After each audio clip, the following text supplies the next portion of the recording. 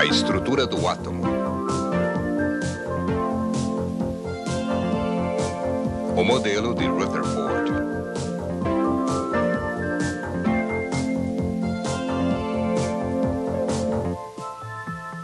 Como se pode estudar o que não se pode ver? Durante séculos, os pesquisadores interessados na estrutura do átomo trabalharam muito no escuro. Até o dia em que Henry Becquerel desenvolveu um pedaço de papel fotográfico sobre o qual colocou um composto de urânio. A descoberta da radiação levou Ernest Rutherford a conceber a primeira ferramenta que poderia levar à investigação do átomo diretamente. Do então recém-descoberto elemento polônio, Rutherford identificou emanações que eram absorvidas por uma caixa de chumbo. Um furo permitia que essa radiação escapasse e parte dela poderia ser detectada numa tela. Um forte campo magnético direcionava um grupo de raios levemente em uma direção e outro grupo de raios fortemente noutra direção. Isso indicava que os raios consistiam de partículas que tinham tanto massa quanto carga. Rutherford os denominou partículas alfa e beta. A partícula alfa, sendo rápida, maciça e carregada positivamente, parecia ser a sonda ideal para se penetrar na superfície atômica. A sonda de Rutherford consistia de uma fonte de partículas alfa, uma fina folha de ouro e sulfeto de zinco numa tela de revelação.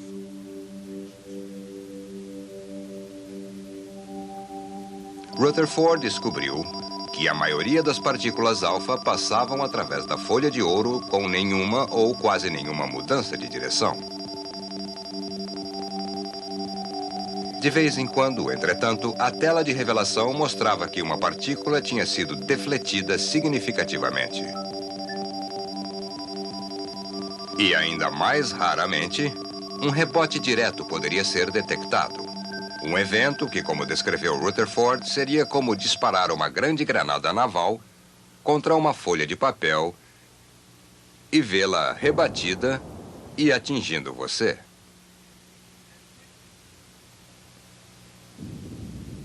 Estas descobertas indicaram a Rutherford que a maior parte da folha de ouro deveria ser, ao nível atômico, espaço vazio.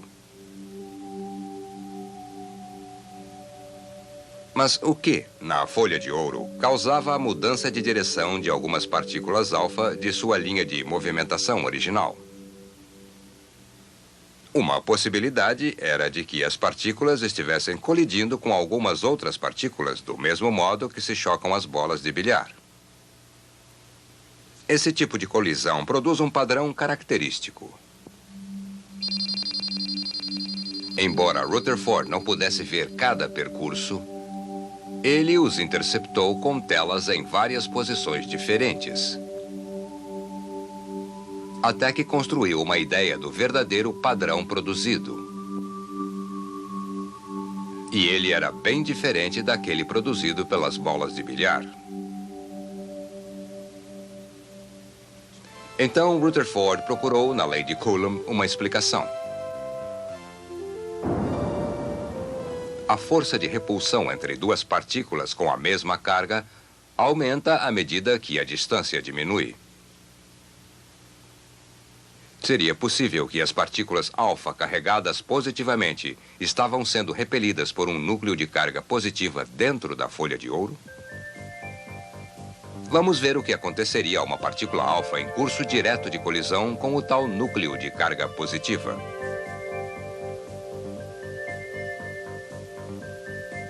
Mostraremos apenas a força exercida na partícula alfa. Com a aproximação da partícula alfa do núcleo, a força agindo sobre ela cresce rapidamente, fazendo com que a partícula alfa diminua sua velocidade, pare e depois acelere de volta na direção de onde veio. Vamos ver novamente.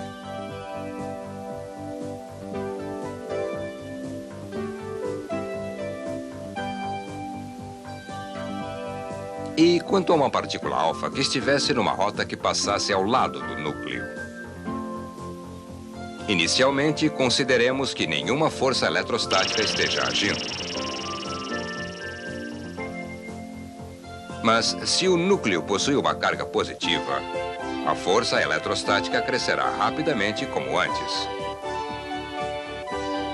Já que a partícula alfa não está num curso direto de colisão, a força eletrostática manifestada pelo núcleo afetará não apenas a velocidade da partícula, mas também sua direção. Vamos ver novamente e parar completamente a ação. A força de repulsão pode ser dividida em dois componentes. O componente paralelo à partícula alfa diminui sua velocidade, enquanto que o outro componente, perpendicular ao seu movimento, muda a direção da partícula. Uma curva característica é traçada quando uma partícula carregada interage com outra. Admitindo a existência de uma carga positiva, Rutherford foi capaz de calcular matematicamente o padrão de dispersão que coincidia com aquele observado na sua experiência com a folha de ouro. Mas o que era essa misteriosa partícula carregada positivamente? Rutherford sabia que quanto mais perto a partícula alfa chegasse do mistério, maior era o ângulo formado na sua repulsão. Então ele foi capaz de estimar a menor distância de aproximação. E ele descobriu que era assustadoramente pequena. A partícula carregada positivamente teria um raio menor que 3 vezes 10 a menos 14 metros. Mesmo que o menor ponto nesta tela representasse o núcleo, o próprio átomo seria gigantesco em comparação.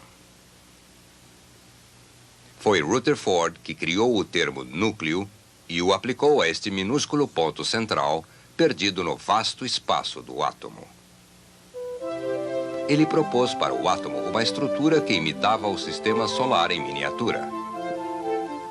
O núcleo, levemente pesado, é cercado pelas órbitas de luz ou elétrons. A força de atração entre os elétrons e o núcleo evita que o elétron se perca no espaço exterior. Mas não é suficientemente forte para fazer com que o elétron em movimento caia espiralmente em direção ao núcleo. O modelo de Rutherford representou um passo significativo para a nossa compreensão do átomo. Mas ele também apresentava problemas. Uma teoria física clássica prevê que uma carga acelerada produzirá radiação eletromagnética, uma forma de energia. Sendo um elétron que circula a uma velocidade constante uma carga acelerada, e ainda, se ele continuamente irradiar energia eletromagnética, ele obviamente estará perdendo essa energia. Isso fará com que ele se aproxime mais do núcleo, onde girará com maior frequência, e com isso aumentará também a frequência da radiação. Porém, essa mudança de frequência de radiação nunca foi observada. E, eventualmente, o elétron perderia tanta energia que acabaria caindo em direção ao núcleo.